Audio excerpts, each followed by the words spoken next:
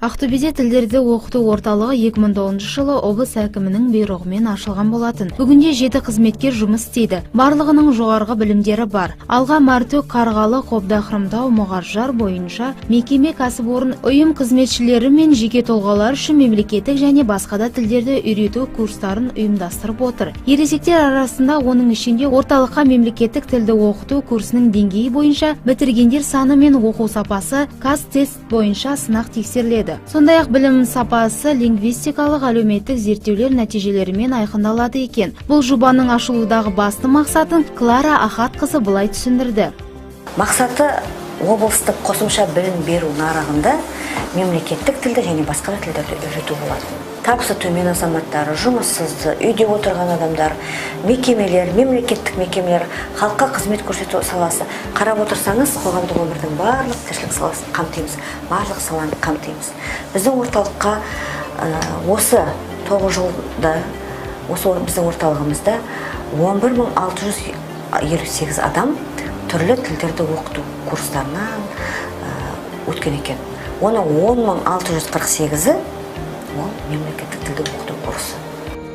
Клара Ахатқызының айтуынша, өзге мекемелерден айырмашылығы мемлекеттік тіл тегін оқытылады екен. Сонымен қатар оқимын деген ынталы азаматтарға барлық жағдай жасалған. 2007-2016 жылдар аралығында 11.652 адам тілдер оқыту курстарын тәмамдаған. Айта кетсек, мемлекеттік тіл бойынша 10.648 адам, ағылшын тілі бойынша 909, орыс тілі 95 және өзге ұлт өкілдері 3171 адам. Бүгінде мемлекеттік тілді оқыту тәсілі мемлекеттік стандарттарға сай жүзеге асырылады. Тегін оқулықтармен де қамтамасыз етіледі. Қазіргі таңда барлығы 15709 кітап мекеме, кәсіпорындарға және жеке тұлғаларға ақысыз таратылды. Келушілерге оқытушы қояр талабы оқудан тыс тілді сөйлеп дамытып тәжірибе ретінде жүзеге асыру керек дейді мұндағы мамандар.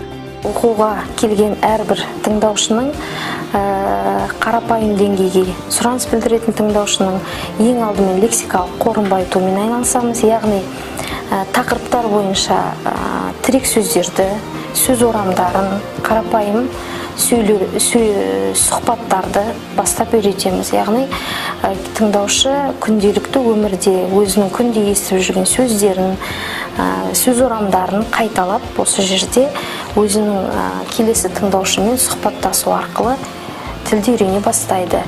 Ол үшін біз орталықта жинақталған барлық әдістемелік құралдарды, аудио өнімдерді, мультимедиялық құралдарды пайдаланамыз. Мемлекеттік тілді, яғни қазақ тілін оқытуда үйренемін деген адамға еш кедергі жоқ. Білікті тіл мамандарды да бұл орталықта үнемі ізденіп, өз білімдерін де жетілдіріп отырады. Дегенмен теориядан гөрі тәжірибе арқылы тіл үйрену әлде қайда тиімді екені белгілі. Демек, оқытушы мен оқулықтан үйренгенді тұрмысқа, жұмыста пайдаланып, қазақша сөйлеуге тырысқан адам мемлекеттік тілді еш қиындықсыз үйреніп кетері анық. Динара Даутова, Алтынбек Даутов, Арайлы таң.